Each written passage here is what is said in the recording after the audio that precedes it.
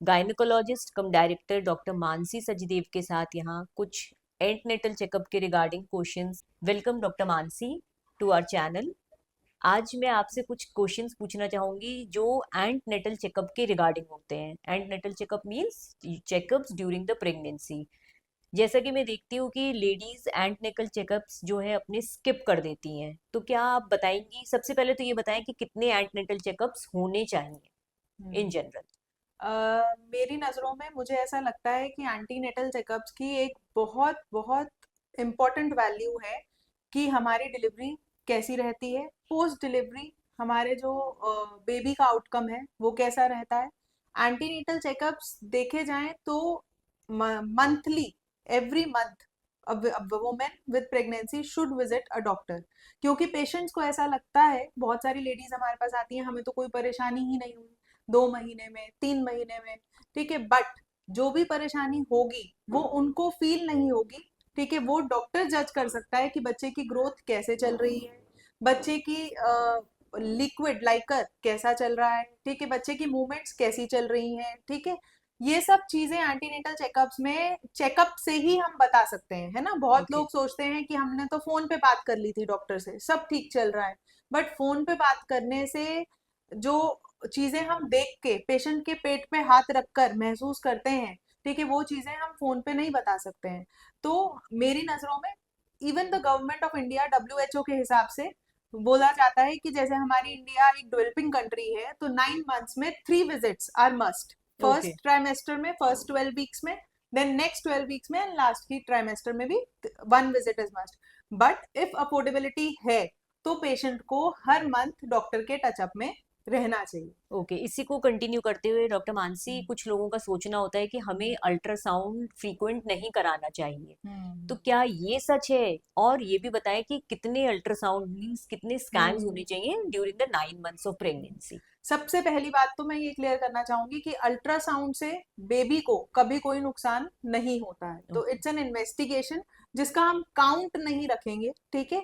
Basically वो patient के fetal के वेलबींग के लिए है, ठीक है। हमें जज करना है बेबी की ग्रोथ कैसी है, लाइकर कैसा है, प्रेजेंटेशन कैसा है, कहीं कोई लूप तो नहीं है, कहीं ब्लड फ्लो तो कम नहीं जा रहा है बच्चे को। बहुत सारी ऐसी चीजें हैं जो हमें अल्ट्रासाउंड से बच्चे की डेवलपमेंट में मदद करती हैं।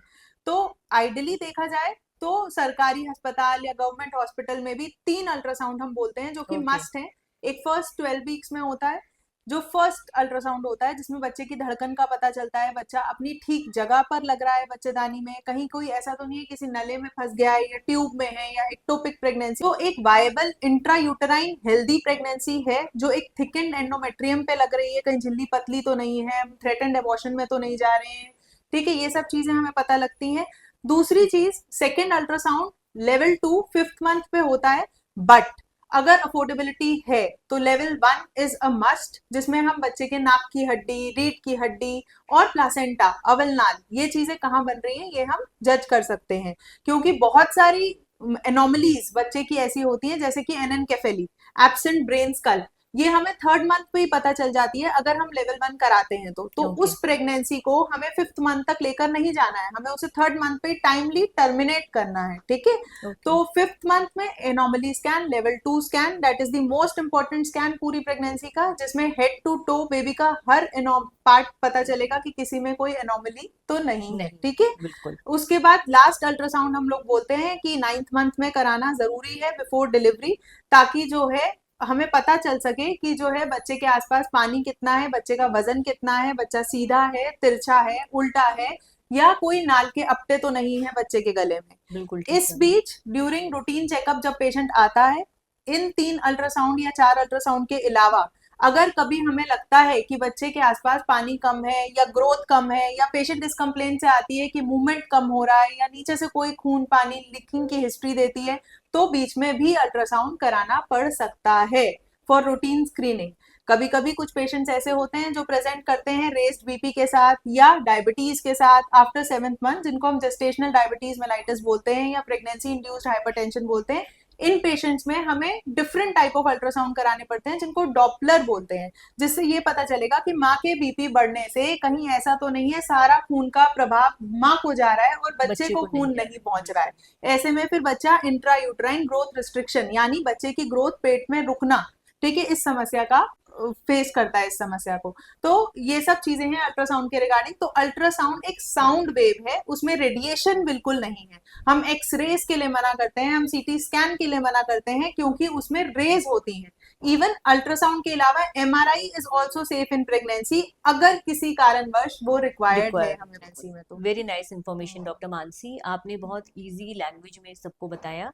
इसी सीरीज में मेरा लास्ट क्वेश्चन ये है कि ड्यूरिंग प्रेगनेंसी जो एंटनेटल चेकअप्स के साथ हमें कौन से ब्लड टेस्ट रिक्वायर्ड होते हैं जो हमें स्किप नहीं करने चाहिए, प्लीज आप इस बारे में भी कुछ थोड़ा सा बताएं। बिल्कुल, हमारे पास बहुत सारे पेशेंट्स आते हैं कि 9th मंथ में सीधा अनबुक्ड केस की तरह कि हमने तो ब्लड टेस्ट करा लिया था। ब्लड टेस्ट में क्या कराया होता है, उन्होंने एक हीमोग्लोबिन कराया होता है। बहुत रेयर होते हैं जो थोड़ा बहुत प्लेटलेट भी करा कर लाते हैं, ठीक है। बट एक routine antenatal checkup 3rd month of pregnancy पे ही लेवल 1 अल्ट्रासाउंड के साथ हो जाना चाहिए, जिसमें हमें ये पता चलेगा कि एक यंग पेशेंट में बहुत सारी हिडन बीमारियां होती हैं कभी कभी, जो एक कॉज ऑफ मिस कैरेज भी होती हैं कभी कभी, या कॉज ऑफ ग्रोथ रिटार्डेशन भी होती है आगे जाकर, जैसे कि डायबिटीज, जैसे कि हाइपोथायरॉयडिज्म, जो कि चाहे पहले से हो चाहे प्रेगनेंसी इंड्यूस्ड हो। तो हमें 3rd मंथ पे एक बेसिक हीमोग्लोबिन टेस्टिंग, एक ब्लड ग्रुप, उसके वायरल मार्कर्स, जैसे कि आजकल सरकार भी प्रोग्राम्स चला रही है कि एचआईवी टेस्टिंग 3rd मंथ पे ही हो जाना चाहिए, ताकि अगर कोई एचआईवी पॉजिटिव मदर है तो हम इम्यूनोग्लोबिन टाइमली लगा पाए, उसको पेट के बिल्कुल। अंदर ही ट्रीट कर पाए। तो एचआईवी हो गया, काला पीलिया जैसे कि hepatitis B, hepatitis C, VDRL, syphilis जो माँ से बच्चे में बीमारी जा सकती है, ठीक है, थायराइड, शुगर्स, और एक रूटीन यूरिन आरएम, ये सब जांचें हैं जो हमारी 3rd ट्राइमेस्टर में ही हो जानी चाहिए हर लेडी की।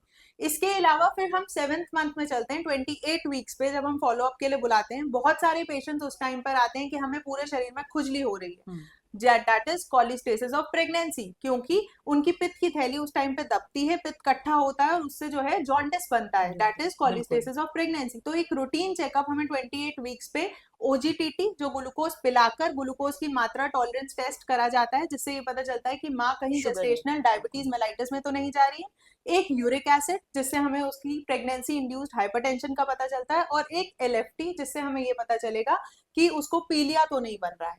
साथ ही साथ जब इतने सारे टेस्ट जा रहे हैं तो एक haemoglobin is also a must.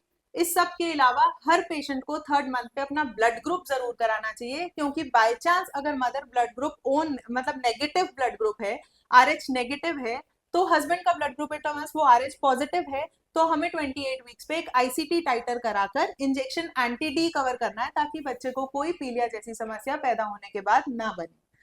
Doctor Mansi, आपने बहुत अच्छी और बहुत इजी इंफॉर्मेशन दी है। होप जिसने भी ये वीडियो देखा होगा अब वो अपना एंटनेटल चेकअप स्किप नहीं करेगा, या उसके घर में कोई प्रेग्नेंट लेडी होगी तो वो भी उसको बता सकता है कि आपको फर्दर क्या फॉलोअप लेना है। अगर आपको हमारा वीडियो इन्फॉर्मेटिव लगा हो तो आप नीचे दिए हुए डिस्क्रिप्शन में डॉक्टर मानसी का एड्रेस, सब चीज़ें अवेलेबल है, you can connect with her any time as per your convenience. Thank you. Thank you.